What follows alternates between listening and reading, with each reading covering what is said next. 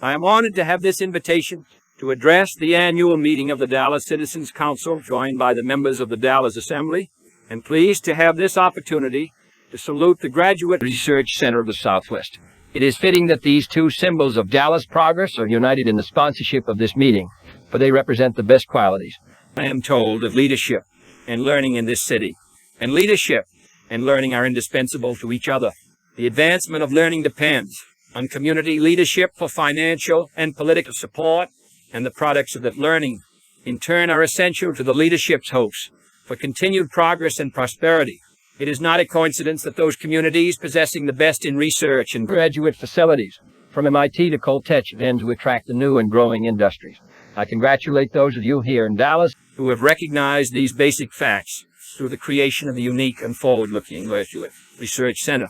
This link between leadership and learning is not only essential at the community level, it is even more indispensable in world affairs. Ignorance and misinformation can handicap the progress of a city or a company, but they can, if allowed to prevail in foreign policy, handicap this country's security.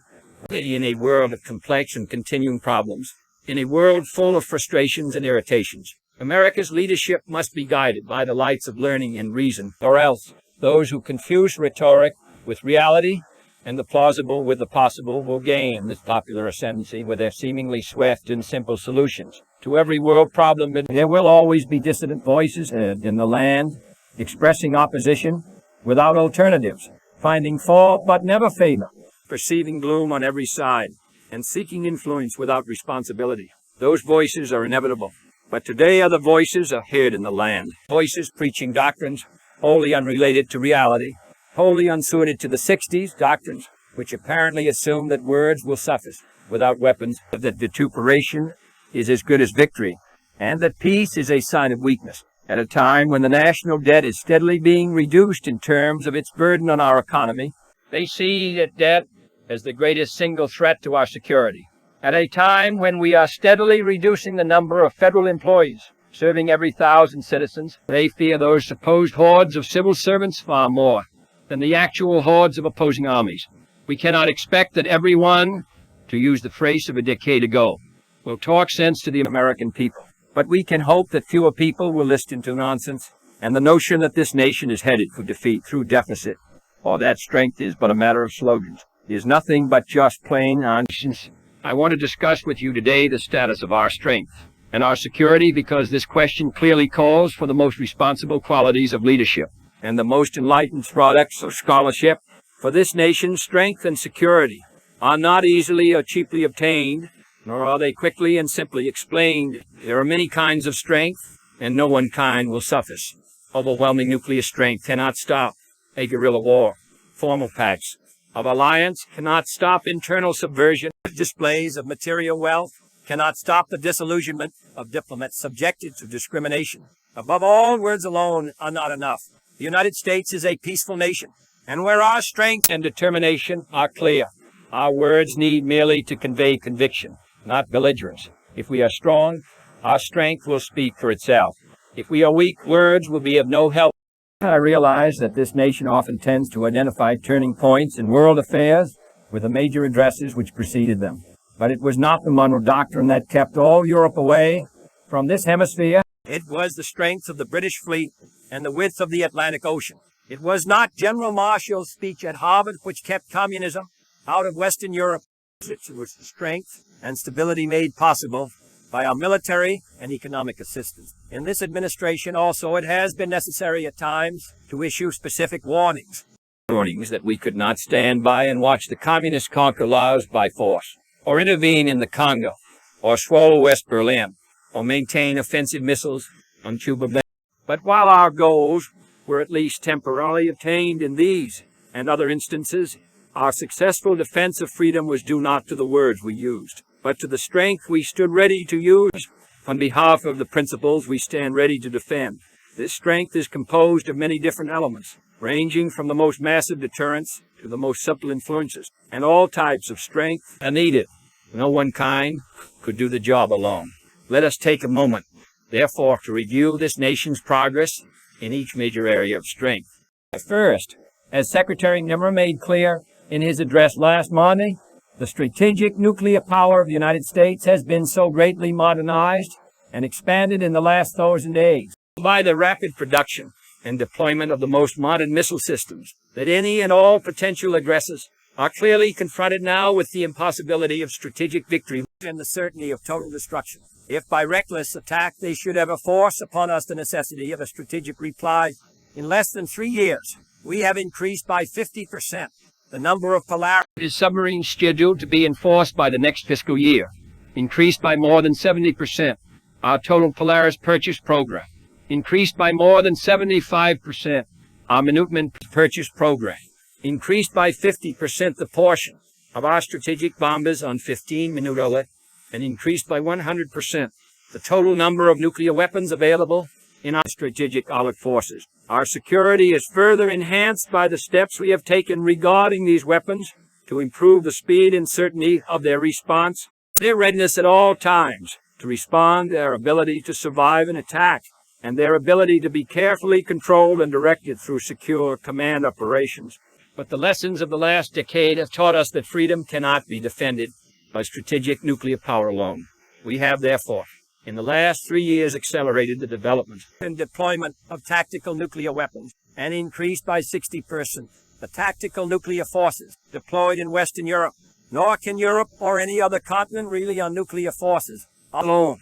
Whether they are strategic or tactical, we have radically improved the readiness of our conventional forces, increased by 45% the number of combat-ready Army divisions, increased by 100%.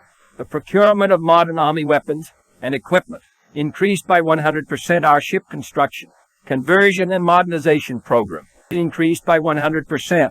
Our procurement of tactical aircraft, increased by 30% the number of tactical air squadrons, and increased the strength of the Marines. As lastly, little time to advance positions anywhere in the world.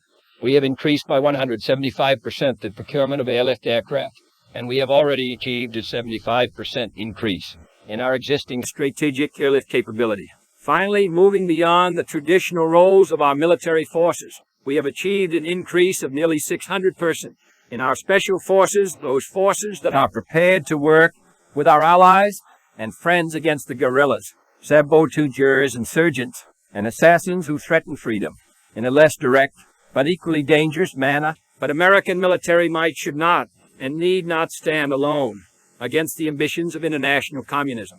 Our security and strength, in the last analysis, directly depend on the security and strength of others. And that is why our military and economic assistance plays such a key role in enabling those who live on the periphery of the communist world to maintain their independence of choice. Our assistance to these nations can be painful, risky, and costly, as is true in Southeast Asia today. But we dare not weary of the task, for our assistance makes possible the stationing of 3 to 5 million Allied troops along the communist frontier at 1/10 the cost of maintaining a comparable number of American soldiers. A successful communist breakthrough in these areas, necessitating direct United States intervention, would cost us several times as much as our entire foreign aid program, and might cost us heavily in American lives as well. About 70% of our military assistance goes to 9 key countries which are located on or near the borders of the communist bloc, 9 countries confronted directly or indirectly with the threat of communist aggression: Vietnam, Free China, Korea, India, Pakistan, Thailand, Greece, Turkey, and Iran. No one of these countries possesses on its own the resources to maintain the forces which our own chiefs of staff think are needed in the common interest. Reducing our efforts to train, equip, and assist their armies can only encourage communist penetration and require in time the increased overseas deployment of American combat forces, and reducing the economic help needed to bolster these nations that undertake to help defend freedom can have the same disastrous result. In short, the $50 billion we spend each year on our own defense could well be ineffective without the $4 billion required for military and economic assistance. Our foreign aid program is not growing in size. It is, on the contrary, smaller now than in previous years. It has had its weaknesses, but we have undertaken to correct them. And the proper way of treating weaknesses is to replace them with strength and to increase those weaknesses by emasculating essential programs. Dollar for dollar, in or out of government. There is no better form of investment in our national security than our much abused foreign aid program. We cannot afford to lose it.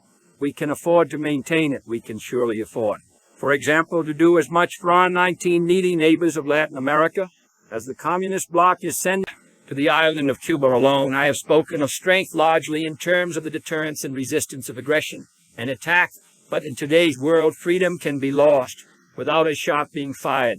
By ballots as well as bullets, the success of our leadership is dependent upon respect for our mission in the world as well as our missiles, on a clearer recognition of the virtues of freedom as well as the evils of tyranny. That is why our information agency has doubled the short broadcasting power of the Voice of America and increased the number of broadcasting hours by 30%. Increased Spanish language broadcasting to Cuba and Latin America from 1 to 9 hours a day. Increased sevenfold to more than 3 to 5 million copies the number of American books being translated and published for Latin American readers, and taken a host of other steps to carry our message of truth and freedom to all the far corners of the earth. And that is also why we have regained the initiative in the exploration of outer space, making an annual effort greater than the combined total of all space activities undertaken during the 50s.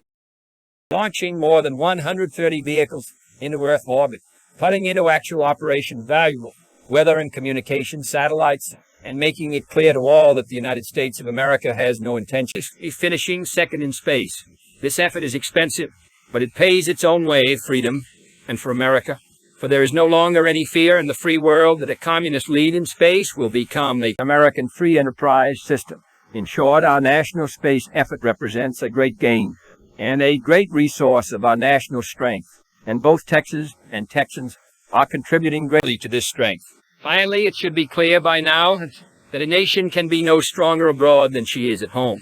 Only in America, which practices what it preaches about equal rights and social justice, will be respected by those whose choice affects our future.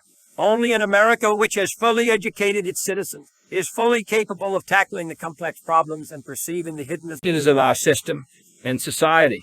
It is clear, therefore, that we are strengthening our security as well as our economy by our recent record increases in national income and output by surging ahead of most of Western Europe in the rate of business expansion and the margin of corporate profits, by maintaining a more stable level of prices than almost any of our overseas competitors, and by cutting personal and corporate income taxes by some $11 billion, as I have proposed, to assure this nation of the longest and strongest expansion in our peacetime economic history. This nation's total output, which 3 years ago was at the $500 billion mark, it will soon pass $600 billion, for a record rise of over $100 billion in 3 years. For the first time in history, we have 70 million men and women at work.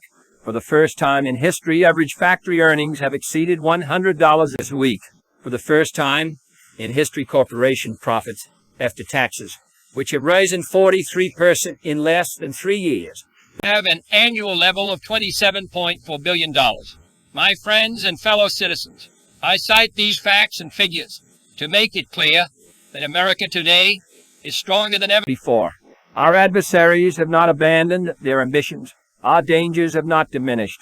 Our vigilance cannot be relaxed. But now we have the military, the scientific, and the economic strength to do whatever must be done for the preservation and promotion of freedom. But strength will never be used in pursuit of aggressive ambitions. It will always be used in pursuit of peace. It will never be used to promote provocations. It will always be used to promote the peaceful settlement of disputes.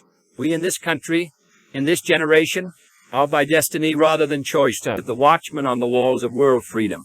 We ask, therefore, that we may be worthy of our power and responsibility, that we may exercise our strength with wisdom and restraint, and that we may achieve, in our time and for all time, the ancient vision of peace on earth, goodwill toward men that must always be our goal, and the righteousness of our cause must always underlie our strength, for as was written long ago, except the Lord keep the city, the watchman waketh, but in vain.